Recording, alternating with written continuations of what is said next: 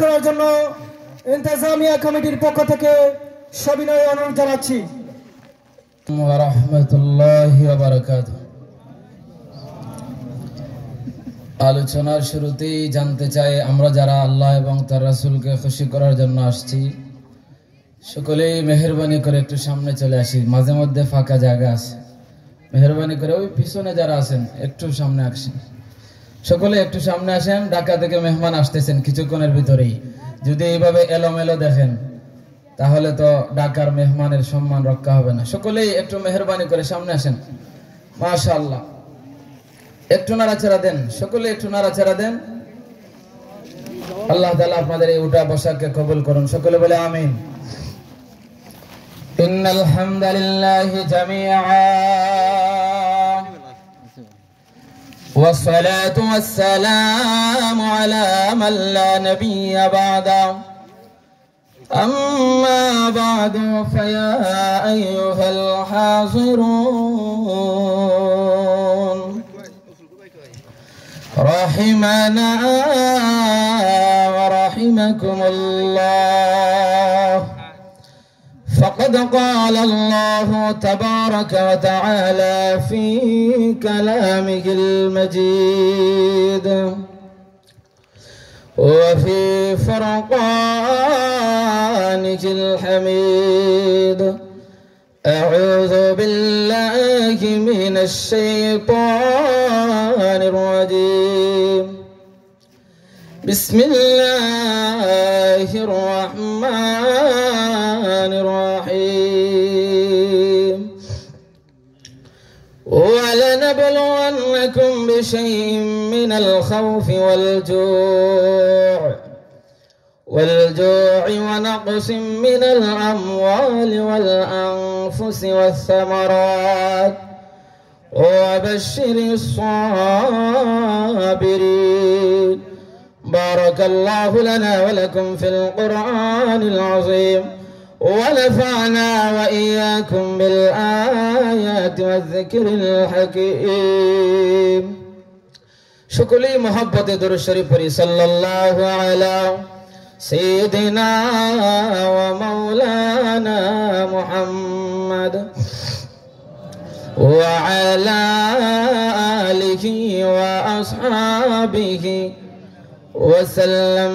بلغ العلا بكماله، كشف الدجى بجماله، حسنت جميع خصاله. صلوا عليه وآله. لا إله إلا الله. زبان خله جوري شوري. لا إله إلا الله، لا إله إلا الله، لا إله إلا الله. جوري. لا إله إلا الله محمد رسول الله.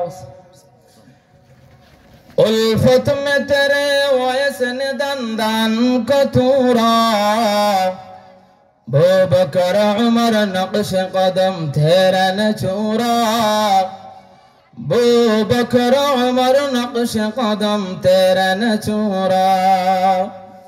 ऐ उशाक नबी वाक़े असरार मदीना, सुल्तान का सुल्तान है सुल्तान मदीना, सरकार का सरकार है सरकार मदीना, गुलजार का गुलजार है गुलजार मदीना. अल्लाह ने मकाई में की काबा बनाया, उस काबा का काबा तेरी मरकद को बनाया, उस काबा का काबा तेरी मरकद को बनाया. हर साल हाजी चल जा राह मदीना, सुल्तान का सुल्तान है सुल्तान मदीना, सरकार का सरकार है सरकार मदीना, गुलजार का गुलजार है गुलजार मदीना। গুতগাঁও ইসলামী সমাজ কল্যাণ পরিষদের উদ্যোগে আয়োজিত আজকের 12তম বার্ষিক তাফসীরুল কোরআন মাহফিলের সভাপতির আসন অলঙ্কিত করেছেন আমাদের সুনামগঞ্জের সুনামধন্য আলেমে দ্বীন ঐতিহ্যবাহী জালালপুর কাসিমুল উলুম মাদ্রাসার সুনামধন্য মুহতামিম হযরত মাওলানা শাইখ বাহাউদ্দিন হাফিজাহুল্লাহ। আল্লাহ তাআলা হযরতের হায়াতে ইলম আমলে বরকত দান করুন, সকলে বলে আমিন। দিগার হযরত উলামায়ে কেরাম, মুরব্বিয়ানে আযম, নওজওয়ান ভাইরা, পর্দানিশীন মা ও বোনের, আসুন সকলে মিলে মহান আল্লাহ রাব্বুল আলামিনের দরবারে কালিমাতুশ শুকর আদায় করি, যিনি আমাদেরকে এই চার পর্দার ভিতরে গুনাহমুক্ত পরিবেশে আল্লাহ ওয়ালাদের মজলিসে আসার বসার তৌফিক দান করেছেন। এজন্য কালিমাতুশ শুকর আদায় করি, সকলে জবান খুলে বলি আলহামদুলিল্লাহ, আলহামদুলিল্লাহ। দিল থেকে সকলে বলি সুবহানাল্লাহ, সকলেই মহব্বতে বলি আল্লাহু আকবার, আল্লাহু আকবার। জোরে বলা সুন্নাত, আরো বলি জোরে বলি আল্লাহু আকবার। আল্লাহু আকবার বললে ঈমানের পাওয়ার বাড়ে, আরো জোরে বলি আল্লাহু আকবার। হয় নাই শাহ জালালের কণ্ঠে, মুসলমানের কণ্ঠে, আরো জোরে বলে আল্লাহু আকবার। মুসলমান, মুসলমানদের একমাত্র হাতিয়ার হলো আল্লাহু আকবার। মুসলমানদের কোন অস্ত্র নাই, মুসলমানদের কোন কামান নাই, মুসলমানদের একমাত্র হাতিয়ার হলো নারে তাকবীরের হাতিয়ার। এই তাকবীরের হাতিয়ার দিয়ে যারা মুসলমানরা যখন সামনের দিকে আগাইবে, বেঈমান কাফির এবং নাস্তিক মুরতাদেরা মুসলমানের দিকে চোখ তুলে তাকানোর ক্ষমতা পাবে না। জোরে বলেন ঠিক কিনা? আজকে গোটা বাংলাদেশের মধ্যে, গোটা বিশ্বের মধ্যে মুসলমানদের সবচেয়ে বড় শত্রু হলো জঙ্গি সংগঠন ইসকন। কথা বলেন ঠিক কিনা? এই ইসকনেরা মানবতার শত্রু, এরা মুসলমানদের শত্রু। এই দেশ থেকে যখন সরকার পলায়ন করেছিল, তখন আমরা হিন্দুদেরকে রাত্রের বেলা মন্দির পাহারা দিয়ে আমরা তাদেরকে হেফাজত করেছিলাম। বলেন ঠিক কিনা? আর আজকে যখন তারা আমাদের মসজিদের উপর আক্রমণ করে, আমাদের মুসলমানদের উপর আক্রমণ করে, আদালত প্রাঙ্গণে অ্যাডভোকেট সাইফুল ইসলাম আলিফকে নির্মমভাবে হত্যা করে, ও মুসলমান, আমরা যদি নিশ্চুপ বসে থাকি, এটা মুসলমানদের কাজ হতে পারে না। জোরে বলেন ঠিক কিনা? এজন্য আমাদের আওয়াজকে উঁচু করতে হবে, যেন নাস্তিক এবং মুরতাদেরা, বেঈমান কাফেররা এই পৃথিবীর জমিন থেকে ইসলামকে মুছতে না পারে, কোরআনকে মুছে ফেলার কোন ষড়যন্ত্র করতে না পারে। কথা বলেন ঠিক কিনা? ও মুসলমান, এই বাংলাদেশ থেকে যারা উলামায়ে কেরামের নাম নিশানা মুছতে চেয়েছিল, এই বাংলাদেশ থেকে যারা উলামায়ে কেরামকে নিশ্চিহ্ন করার জন্য, উলামায়ে কেরামকে এই আপামার জনতার সামনে যারা উলামায়ে কেরামের সম্মান হানির জন্য যারা আমাদের হাতের মধ্যে হাত করা লাগিয়েছিল, যারা ডান্ডা বেরি পরিয়েছিল, যারা উলামায়ে কেরামকে চেয়েছিল এই দেশ থেকে বিতাড়িত করবে, আল্লাহর কি কুদরত! উলামায়ে কেরাম আছেন, উলামায়ে কেরাম থাকবেন, আজকে তারাই নাই। কথা বলেন ঠিক কিনা? দেখেন আল্লাহর কি ক্ষমতা, সমস্ত ক্ষমতার মালিক আল্লাহ। 40 মিনিটের সময় আল্লাহ দেন নাই, রান্না করা ভাত পর্যন্ত, রান্না করা খাবার পর্যন্ত খাওয়ার সুযোগ আল্লাহ দেয় নাই। কথা বলেন ঠিক কিনা? তাহলে উলামায়ে কেরামের সাথে যারা শত্রুতা করবে, উলামায়ে কেরামের সাথে যারা বিরোধিতা করবে, এর পরিণতি শুভ হবে। আর একটু জোরে বলেন। আর আমরা যারা জেলে গিয়েছি, আমরা যারা কারাবরণ করেছি, আমাদের সম্মানও কমে নাই। আল্লাহ আমাদের সম্মান বাড়ায়া দিয়েছেন, আপনাদের সামনে কথা বলার সুযোগ করে দিয়েছেন। আজকে যখন গোটা বাংলাদেশে শাইখুল হাদিস ইবনে শাইখুল হাদিস আল্লামা মামুনুল হক যখন বাংলাদেশের বিভিন্ন প্রান্তে যায়, সারা বাংলাদেশ তখন সেদিকে চলে যায়। কথা বলেন ঠিক কিনা? এজন্য উলামায়ে কেরামের সম্মান আছেনি না নাই? আরো জোরে বলেন আছেনি না নাই? আল্লাহ এই দেশের সমস্ত উলামায়ে কেরামের সম্মান আরো দিন বদিন বাড়িয়ে দেন। সকলে বলে আমিন। আপনারা উলামায়ে কেরামের সাথে আছেন তো ইনশাআল্লাহ? জোরে বলেন আছেন তো ইনশাআল্লাহ? মুআজ্জাদ হাজিরিন, আপনারা দীর্ঘক্ষণ হযরত উলামায়ে কেরামের কাছ থেকে গুরুত্বপূর্ণ আলোচনা শুনেছিলেন। আমার পরে আজকের মাহফিলের প্রধান অতিথি হযরত মাওলানা মুফতি আব্দুল বাতিন কাসিমি সাহেবের গুরুত্বপূর্ণ আলোচনা শুনবেন। মধ্যখানে এই সামান্য সময়ে কর্তৃপক্ষ আমাকে কিছু কথা বলার নির্দেশ করেছেন, সেই হিসাবে মাগরিব পরে সুনামগঞ্জে এক জায়গায় বয়ান করে এই পর্যন্ত আপনাদের কাছে আসছি। আপনারা দেখেছেন স্টেজে উঠেই সরাসরি আপনাদের কাছে, এজন্য আমার আসতে কিছু বিলম্ব হয়েছে। আমি আপনাদের কাছে ক্ষমা প্রার্থী, দোয়া চাই আল্লাহ তাআলা যেন আমাকে কিছু কথা বলার সুযোগ করে দেন। সকলে বলে আমিন। আমরা এখানে যারা আসছি সকলেই ইমানদার, জোরে বলেন কিদার, আরো জোরে বলেন কিদার। আল্লাহু আকবার। ইমানদার যারা, এই ইমানদারের দাম আসেনি না নাই? কি পরিমাণ দাম! একজন ইমানদার যতদিন এই পৃথিবীতে থাকবে ততদিন কিয়ামত হবে না, জোরে বলেন সুবহানাল্লাহ। একজন ইমানদার, সর্বনিম্ন ইমানদার যেই ব্যক্তি যারা পরিমাণ ইমান নিয়ে যে কবরে যাবে, সর্বশেষ জান্নাতি যে হবে, তাকেও মহান আল্লাহ এই দুনিয়ার দোষ দুনিয়া সম পরিমাণ জান্নাত দান করবেন, জোরে বলেন সুবহানাল্লাহ। এজন্য ইমানদারের যেইভাবে দাম আছে, ইমানদারের দাম যেহেতু বেশি, এই পৃথিবীতে আমরা দেখি স্বর্ণ মুদ্রা হলো দামি সম্পদ, এই পৃথিবীতে টাকা পয়সা হলো দামি সম্পদ, এজন্য এইগুলোকে মানুষ খুব বেশি সংরক্ষণ করে রাখে। ঠিক তদ্রুপ ভাবে ঈমান হলো আমাদের সবচেয়ে দামি সম্পদ। এই কারণে আমাদের ঈমানকেও সংরক্ষণের জন্য চেষ্টা করতে হয়। কারণ টাকা পয়সা স্বর্ণ মুদ্রা দামি সম্পদ হওয়ার কারণে চোর ডাকাতের ভয়ের সম্ভাবনা রয়েছে। ঠিক তদ্রুপ ভাবে ঈমান ও দামি সম্পদ হওয়ার কারণে নাস্তিক, মুরতাদ এবং বেঈমানদের, মুসলমানদের ঈমানকে চিনিমিনে খেলার, ঈমানকে নিয়ে ষড়যন্ত্র করারও সম্ভাবনা রয়েছে। কথা বলেন ঠিক কিনা? আর ঈমানদার যারা হবে, ঈমানদারদেরকে আল্লাহ রাব্বুল আলামিন পরীক্ষাও করবেন। এই পরীক্ষার মধ্যে যারা ধৈর্য ধারণ করবে, যারা সবর অবলম্বন করবে, তারাই হবে সফলকাম মুমিন, তারাই হবে প্রকৃত ঈমানদার, তারাই হবে সুসংবাদ প্রাপ্ত ঈমানদার। কথা বলেন ঠিক কিনা? আমার তিলাওয়াতকৃত আয়াত আল্লাহ রাব্বুল আলামিন এই মুমিনদের যে ঈমানি পরীক্ষা হবে সে কথাই আল্লাহ তাআলা বুঝাইতে চান যে এই পৃথিবীতে যারা ঈমানদার হবে, যারা এক আল্লাহর উপর ঈমান আনবে, এদের উপর অনেক কষ্ট আসবে, এদের উপর অনেক নির্যাতন আসবে, এদের উপর অনেক পরীক্ষা আসবে। মোটামুটি এই পরীক্ষাগুলোর মধ্যে আল্লাহ তাআলা এখানে 5টা পরীক্ষার কথা উল্লেখ করেছেন। জোরে বলেন কয়টা? 5টা।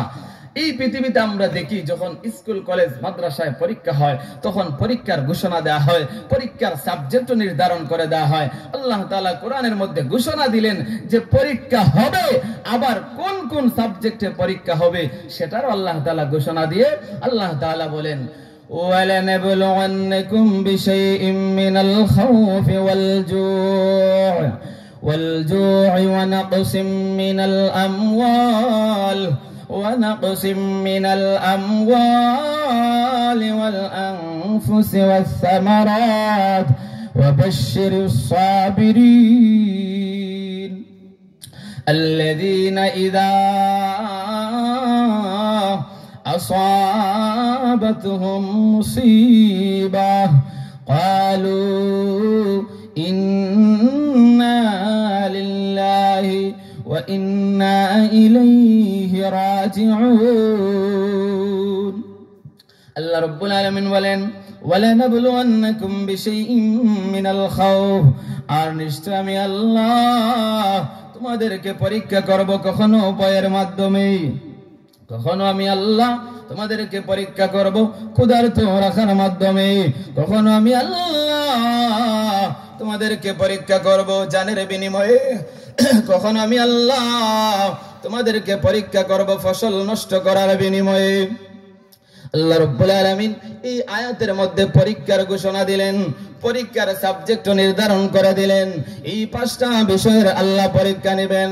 ওরে মুসলমান, এই 5টা বিষয়ের পরীক্ষার পরে মহান আল্লাহ রাব্বুল আলামিন জানায়া দিলেন ওয়াবাশশিরিস সাবিরিন। এই 5টা বিষয়ের পরীক্ষা যখন হবে, মুমিন যখন মুসিবতের মধ্যে পড়বে, ওগো নবীজি আপনি মুমিনদেরকে জানায়া দিন যারা এই 5টা পরীক্ষার সম্মুখীন হওয়ার পরে ধৈর্য ধারণ করবে, সবর অবলম্বন করবে, ওই ধৈর্যশীলদের জন্য আপনি সুসংবাদ শোনায়া দেন। আর একটু জোরে বলবেন না সুবহানাল্লাহ। ধৈর্যশীলদের জন্য আপনি সুসংবাদ শোনায় দেন। এই পরীক্ষার কথা আমরা পরে বলবো, এর আগে আসুন এই পরীক্ষা যারা ধৈর্য ধারণ করবে এদের পুরস্কারটা কি। কারণ পুরস্কার যদি আমরা আগে জানি তাহলে আমাদের আমল করতে সহজ হয়। পুরস্কার কি? আল্লাহ রাব্বুল আলামিন আয়াতের শেষের দিকে বলেন, আল্লাযীনা ইযা আসাবাতুহুম মুসিবাহ ক্বালু ইন্না লিল্লাহি ওয়া ইন্না ইলাইহি রাজিউন। আল্লাহ রাব্বুল আলামিন বলেন, ওগো নবীজি, যারা এই 5টা পরীক্ষার মধ্যে ধৈর্য ধারণ করবে, আল্লাহ রাব্বুল আলামিনের পক্ষ থেকে আপনি তাদেরকে ধৈর্য ধারণ যারা করবে তাদেরকে আপনি সুসংবাদ জানায় দিন। আর এই কঠিন পরীক্ষা যারা সম্মুখীন হবে, যারা কঠিন মুসিবতের মধ্যে পড়ে যাবে, এই মুসিবত থেকে উত্তরণের জন্য, এই কঠিন পরীক্ষা থেকে উত্তরণের জন্য মুসিবতের সময় তারা যেন একটা দোয়া পড়ে। আল্লাহ রাব্বুল আলামিন নিজেই দোয়া শিক্ষা দিয়েছেন। আল্লাহ বলেন, ক্বালু ইন্না লিল্লাহি ওয়া ইন্না ইলাইহি রাজিউন। যখনই তারা কোনো কঠিন মুসিবতের মধ্যে পড়ে যাবে তখন যেন তারা এই দোয়া পড়ে, ইন্না লিল্লাহি ওয়া ইন্না ইলাইহি রাজিউন। ওরে মুসলমান, আমরা তো মনে করি মানুষ মারা গেলে এই দোয়া পড়া হয়, জোরে বলেন ঠিক কি না? মাইকের মধ্যে যখন ইন্না লিল্লাহি ঘোষণা করা হয়, এমনি আমরা মনে করি মানুষ মারা গেছে। আর আসলে আমাদের সমাজের মধ্যে মানুষ মারা গেলেই এই দোয়া পড়া হয়, না হয় এই দোয়া পড়া হয় না। অথচ ইন্না লিল্লাহি ওয়া ইন্না ইলাইহি রাজিউন এমন একটা দোয়া।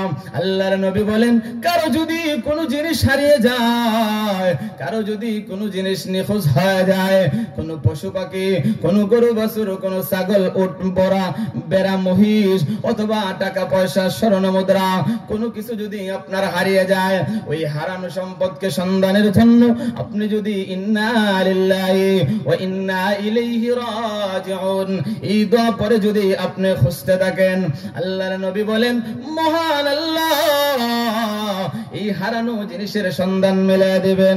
যদিও এই হারানো জিনিসটা নাও পাওয়া যায়, মহান আল্লাহ তাকে এর চাইতে উত্তম বিনিময় দান করবে। আমার বানের বারা, এই দোয়া এমন একটা আমর চাওয়ান দোয়া। তাফসীরে মাসারির মধ্যে আল্লামা কাজী সানাউল্লাহ পানিপতি রাহমাতুল্লাহি আলাইহি উল্লেখ করেছেন, এই দোয়াটা কেবলমাত্র একমাত্র মহান আল্লাহ উম্মতে মুহাম্মাদীকে শিক্ষা দিয়েছেন। অন্য কোন নবীকে এই দোয়া শিক্ষা দেওয়া হয় নাই, অন্য কোন উম্মতকে এই দোয়া শিক্ষা দেওয়া হয় নাই। যদি অন্য কোন উম্মতকে দেওয়া হতো, অন্য কোন নবীকে যদি দেওয়া হতো, আল্লাহর পয়গম্বর হযরত ইয়াকুব আলাইহিস সালামকে দেওয়া হতো। ইয়াকুব আলাইহিস সালামের সবচেয়ে আদরের সন্তান, সবচেয়ে মহব্বতের সন্তান ইউসুফ আলাইহিস সালামকে যখন ওনার ভাইয়েরা কুয়ার মধ্যে নিক্ষেপ করে দিল, ইউসুফ পয়গম্বর ওনার সন্তানের জন্য কাঁদতে কাঁদতে চোখের পাওয়ার চলে গেল, চোখের জ্যোতি নষ্ট হয়ে যায়। আমার বানের ভাইয়েরা অনেক মুসিবতের মধ্যে পড়ে গেলেন, বিপদের মধ্যে পড়ে গিয়া ওই সময় ইউসুফ আলাইহিস সালাম আফসোস করে বলেছিলেন, ইয়াকুব আলাইহিস সালাম আফসোস করে বলেছিলেন, ইয়া সাফালা ইউসুফ, হায় ইউসুফের জন্য আফসোস, হায় ইউসুফের জন্য আফসোস। ওই সময় যদি আল্লাহর পয়গম্বর ইয়াকুব আলাইহিস সালাম ওই ইন্না লিল্লাহি ওয়া ইন্না ইলাইহি রাজিউন এই দোয়াটা যদি ওনার জানা থাকতো, আল্লাহ যদি এই দোয়া ওনাকে শিক্ষা দিতেন, তাহলে অবশ্যই তিনি এই দোয়া পড়তেন। তাফসীর ইবনে কাসিরের মধ্যে আল্লামা হাফিজ ইমাদউদ্দিন ইবনে কাসির রাহমাতুল্লাহি আলাইহি উল্লেখ করেছেন, নবীজির সাহাবী আবু সালমা রাদিয়াল্লাহু তাআলা আনহু মসজিদে নববী থেকে ঘরের মধ্যে আসলেন। মসজিদ থেকে ঘরের মধ্যে যখন আসছেন, আসার পরে ওনার স্ত্রীর নাম হলো উম্মে সালমা। উম্মে সালমা বললেন, স্বামী গো, আজকে তো আপনার চেহারায় বড় আনন্দ দেখা যায়। ওগো স্বামী, কি জন্য আপনার চেহারার মধ্যে আজকে তো আনন্দের আভাস দেখা যায়?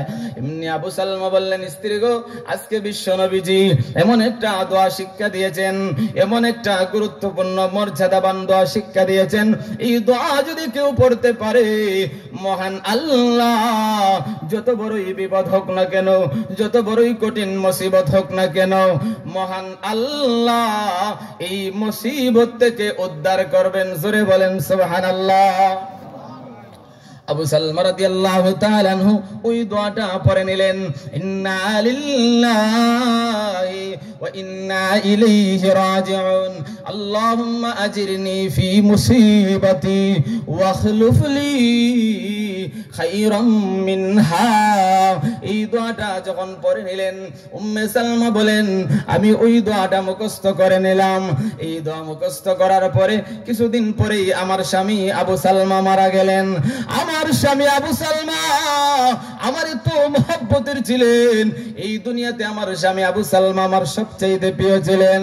ওরে মুসলমান, স্বামী স্ত্রীর মধ্যে যদি মহব্বত হয় ওই ঘরটা শান্তির ঘর হয়। জোরে বলেন ঠিক কিনা? স্বামী স্ত্রীর মধ্যে যদি মিল মহব্বত না থাকে, স্বামী স্ত্রীর মধ্যে যদি মহব্বত না থাকে, এই ঘরের মধ্যে সব সময় অশান্তি হয়। জোরে বলেন ঠিক কিনা? আবু সালমা এবং উম্মে সালমা একজন আরেকজনকে তো মহব্বত করেন। একদিন উম্মে সালমা ডেকে ডেকে বলেন, স্বামী গো, যদি আপনার আগে আমি মারা যাই আপনি ওয়াদা করেন আর কোন স্ত্রী গ্রহণ করবেন না, আর কোন বিবাহ করবেন না। একজন উম্মতের জন্য 4টা বিবাহ যায়। জোরে বলেন ঠিক কিনা?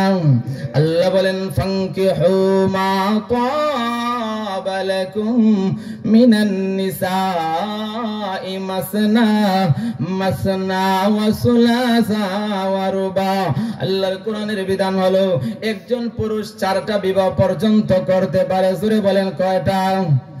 একজন পুরুষ যদি তার শারীরিক ক্ষমতা থাকে, যদি তার আর্থিক ক্ষমতা থাকে, 4টা বিবাহ করতে পারবে। কিন্তু আবু সালমার স্ত্রী উম্মে সালমা বলেন, স্বামী গো, আমি যদি মারা যাই কোন স্ত্রী গ্রহণ করতে পারবেন না। স্ত্রী যখন এই কথা বলেছেন, আবু সালমা বললেন, স্ত্রী আমিও ওয়াদা দিলাম, যদি তুমি মারা যাও আমি আর কোন স্ত্রী গ্রহণ করব না।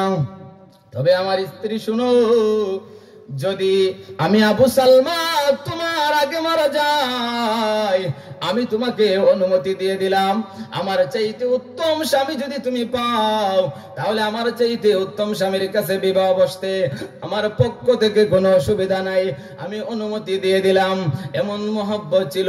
এমনি যখন কিছুদিন পরে উম্মে সালমা রাদিয়াল্লাহু তাআলা আনহার স্বামী আবু সালমা মারা গেলেন। আবু সালমা যখন মারা গেলেন, উম্মে সালমা বলেন আমি আমার স্বামীর ওই শিখানো দোয়াটা পড়ে নিলাম, ইন্না লিল্লাহি ওয়া ইন্না ইলাইহি রাজিউন, আল্লাহুম্মা আজিরনি ফি মুসিবাতি ওয়া খলুফ লি খায়রাম মিনহা। এই দোয়া আমি পড়ি আর মনে মনে বলে, আমার স্বামীর চাইতে উত্তম স্বামী আর আমি কোথায় পাবো? এর চাইতে উত্তম বিনিময় আমার আর কি হতে পারে? আল্লাহু আকবার। কিছুদিন চলে গেল। কিছুদিন পরে উম্মে সালমার বাড়িতে আল্লাহর নবীজির আগমন। নবী বলেন, ওরে উম্মে সালমা, আমি তোমার কাছে একটা প্রস্তাব নিয়ে এসেছি, যদি তুমি সম্মত হও, যদি তুমি রাজি থাকো, আমি বিশ্ব নবীজি তোমাকে বিবাহ করে আমার স্ত্রী বানাইতে চাই। আরো জোরে আমার বানের বারাম। নবীজি যখন এই কথা বলেছেন, উম্মে সালমা বলেন, ওগো নবীজি, আপনার স্ত্রী হওয়ার মতো সৌভাগ্যের চাইতে আর কি হতে পারে? কিন্তু গো নবীজি, আমার একটা ছোট্ট সন্তান, একটা এতিম সন্তান রয়েছে, ওই সন্তানের ভরণ পোষণ কে করবে? যদি আমার এই সন্তানটাকে রেখে আমি আপনার সাথে বিবাহ বন্ধনে আবদ্ধ হয়ে যায়, কাল কিয়ামতের কঠিন ময়দানে আমার স্বামী আবু সালমার কাছে কি জবাব দিব? এই জন্য আপনি যদি আমার এই সন্তানের ভরণ পোষণের দায়িত্ব সহ আমাকে যদি বিবাহ করতে রাজি হন, আমিও রাজি। আল্লাহর নবী বলেন, ওরে উম্মে সালমা, আমি বিশ্ব নবী এই পৃথিবীর মধ্যে আগমন করেছি, মহান আল্লাহ আমাকে একটা টাইটেল দিয়েছেন, ওয়ামা আরসালনাকা ইল্লা রাহমাতাল লিল আলামিন। আমাকে আল্লাহ এই পৃথিবীবাসীর জন্য রহমত স্বরূপ প্রেরণ করেছেন। আমি হলাম এই জগতের জন্য রহমত, আমি হলাম এই পৃথিবীর সমস্ত মখলুকের জন্য রহমত। ওরে উম্মে সালমা, তোমার ওই এতিম সন্তানের দায়িত্ব সহ আমি বিশ্ব নবীজি তোমাকে বিবাহ করে তোমাদের দুইজনের দায়িত্ব নিতে চাই। জোরে বলেন সুবহানাল্লাহ। मौला मेरा आका मेरा रहमत का नबी है, ताजदारे मदीना है, ओ माहे अरबी है, ताजदारे मदीना है, ओ माहे अरबी है। खिलकत में मिली किसको ये आली नसबी है, मक्की मदनी हाशिमी वो मुत्तलबी है, मक्की मदनी हाशिमी वो मुत्तलबी है। पाकीदा तरश अर्श बोरी जन्नत फिरदौस, आराम गहे खाकेरा सोले अरबी है, आराम गहे खाकेरा सोले अरबी है। सुरे बोलें अल्लाह अकबर, आरो सुरे बोलें আল্লাহু আকবার।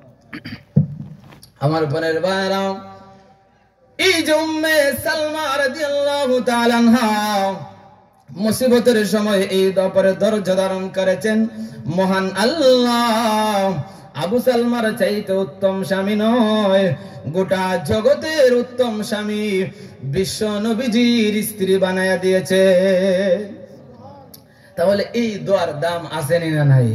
তো জোরে বলেন আসেনি না নাই?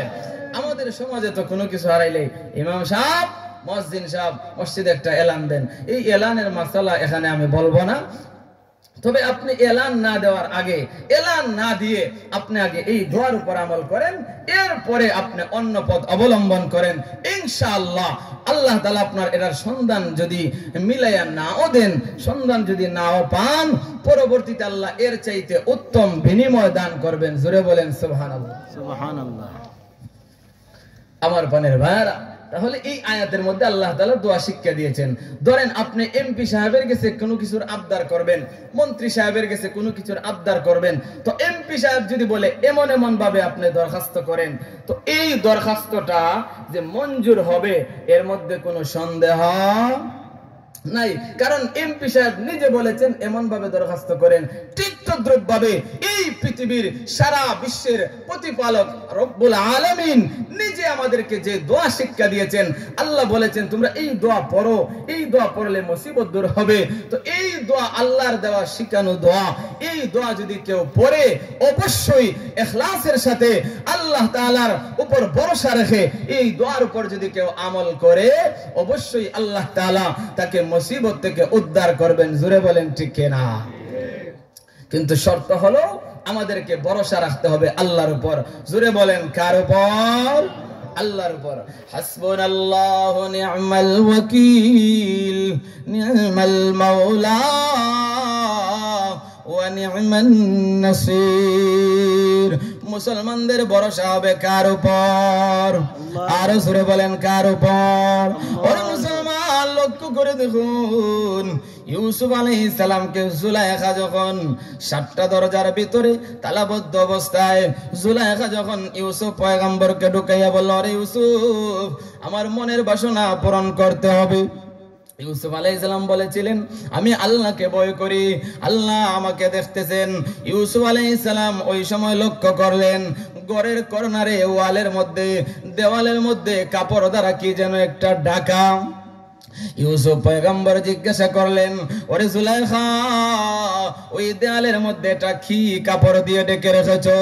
জুলাইখা বলল, আরে ইউসুফ, এটা হলো আমার মুনিব, যেই মুনিবের ইবাদত করি, যেই মুনিবের উপাসনা করি, এই মুনিবের সামনে কি করে এমন কুকর্ম করব, এই জন্য আমার মুনিবকে ডেকে রেখেছি।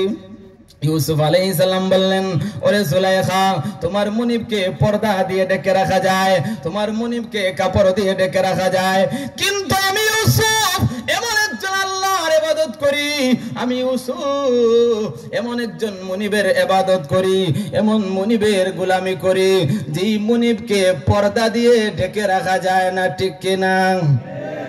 যেই মালিককে পর্দা দিয়ে ঢেকে রাখা যায় না, যেই মহান আল্লাহ সবকিছু দেখেন এবং শুনেন, যেই মহান আল্লাহ সবকিছু দেখেন শুনেন, মহান আল্লাহ রব্বুল আলামিনের ক্ষমতার বাহিরে কোনো কিছু নয়, সবকিছুই আল্লাহর ক্ষমতার ভিতর। কথা বলেন ঠিক কিনা? সমস্ত ক্ষমতার মালিক কে? আরো জোরে বলেন কে? আল্লাহ রাব্বুল আলামিন বলেন, আগো নবীজি আপনি দুনিয়ার মানুষদেরকে বলে দিন, কুলিল্লাহুম্মা মালিকাল মুলক তুতিল মুলকা মান তাশা ওয়া তানজিউল মুলকা মিম্মান তাশা ওয়া তুইজ্জু মান তাশা ওয়া তুযিল্লু মান তাশা বিয়াদিকাল খায়র ইন্নাকা আলা কুল্লি শাইইন কাদির। ইজ্জতের মালিক হলেন আল্লাহ, সম্মান দেওয়ার মালিক হলেন আল্লাহ।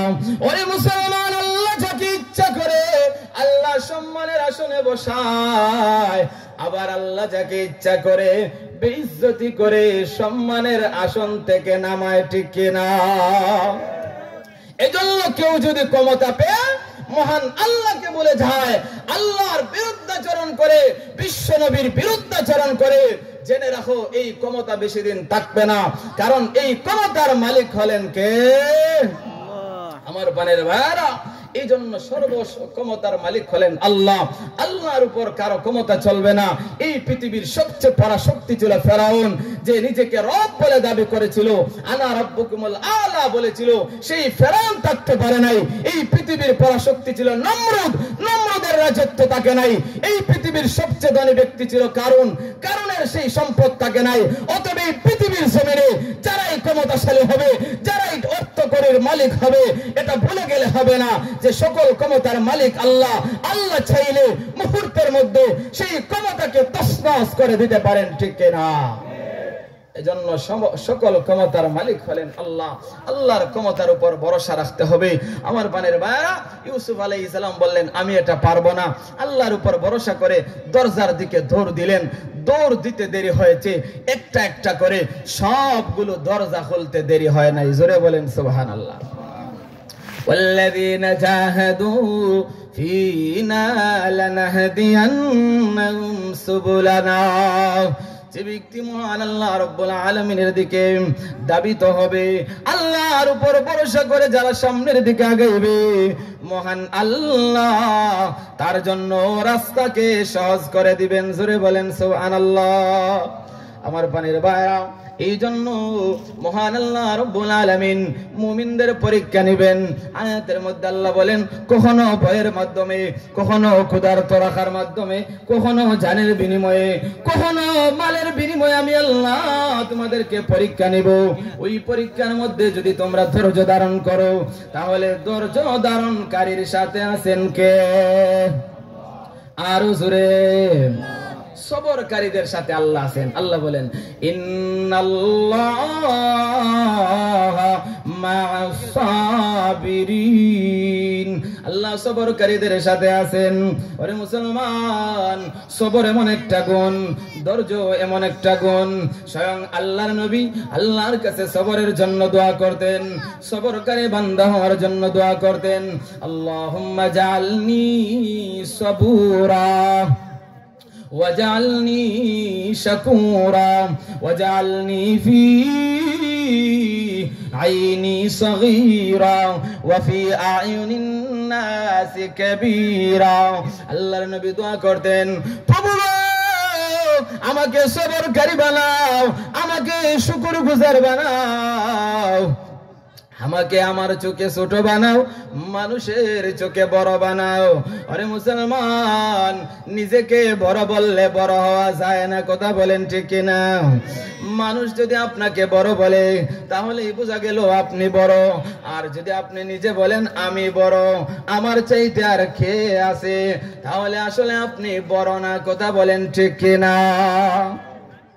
এই জন্য সবর অবলম্বন করা, ধৈর্য ধারণ করা। এই যে সবর, এটা হলো 3 প্রকার। জোরে বলেন কয় প্রকার?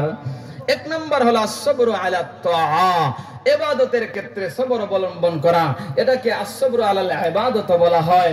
যেমন আমাদের নামাজ পড়তে কষ্ট হয়, আল্লাহর ইবাদত করতে অনেক সময় কষ্ট হয়, অনেক সময় ইবাদত করতে গিয়ে আমাদের উপর অনেক কঠিন মুসিবত আসে। ওই ক্ষেত্রে যদি আমরা সবর অবলম্বন করি তাহলে এটার নাম হলো আসসাবরু আলা তাআ। জোরে বলেন ঠিক কিনা? 2 নাম্বার হলো আসসাবরু আনিল মাসিয়া, গুনাহ থেকে বিরত থাকার ক্ষেত্রে সবর অবলম্বন করা। ও যুবক ভাই, গুনাহ করতে মন চায়, যৌবনের চাহিদায়, নফসের ধোঁকায়, শয়তানের ধোঁকায় গুনার দিকে আমরা আকৃষ্ট হয়ে যাই। গুনাহ করতে আমাদের মজা লাগে, গুনার দিকে আমরা দাবিত হই। ওই সময় যদি আমরা মহান আল্লাহ রাব্বুল আলামিনের কথা স্মরণ করে আল্লাহর ভয় যদি ভিতরে ঢুকাইয়া আমরা যদি গুনাহ পরিত্যাগ করতে পারি, আমরা যদি গুনাহ ছেড়ে দেই, গুনাহ যদি না করি, তাহলে এটা হলো আসসাবরু আনিল মাসিয়া, গুনাহ থেকে বিরত থাকার ক্ষেত্রে সবর অবলম্বন করা। জোরে বলেন ঠিক কিনা? 3 নাম্বার হলো আসসাবরু আলাল মুসিবা, মুসিবতের ক্ষেত্রে, বিপদ আপদের ক্ষেত্রে ধৈর্য ধারণ করা, মুসিবতের সময় ধৈর্য ধারণ করা।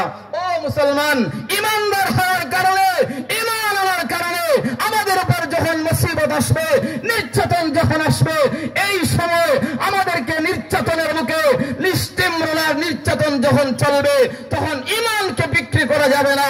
হকের উপর থাকতে গিয়ে যদি জীবন দিতে হয় জীবন দেব, রক্ত দিতে হলে রক্ত দিব, ঈমান দিব না। কথা বলেন ঠিক কিনা? আমার পানের ভাইরা, এখানে তাকবীর, দ্বীন ইসলাম, উলামায়ে হক্কানি, উলামায়ে দেওবন্দ, নারে তাকবীর। উলামায়ে কেরাম নির্যাতন সহ্য করেছেন, উলামায়ে কেরাম নিপীড়ন সহ্য করেছেন, বাতিলের সাথে আপোষ করেন নাই। কথা বলেন ঠিক কিনা? উলামায়ে কেরাম কারো চক্রাঙ্গনীকে অপেক্ষা করেন নাই।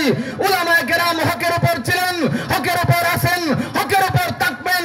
যদি জেল জুলুম খাটতে হয়, যদি কারাবরণ করতে হয়, যদি শহীদ হতে হয়, ও মুসলমান, আল্লাহর নবীর ইজ্জতের হেফাজতের জন্য যদি আমাদেরকে ডাক দেওয়া হয়, আমরা প্রস্তুত আছি তো ইনশাআল্লাহ? হাত তুলে দেখাই। প্রধান অতিথির আগমন, আলহামদুলিল্লাহ। প্রধান অতিথির আগমন, প্রধান অতিথির আগমন।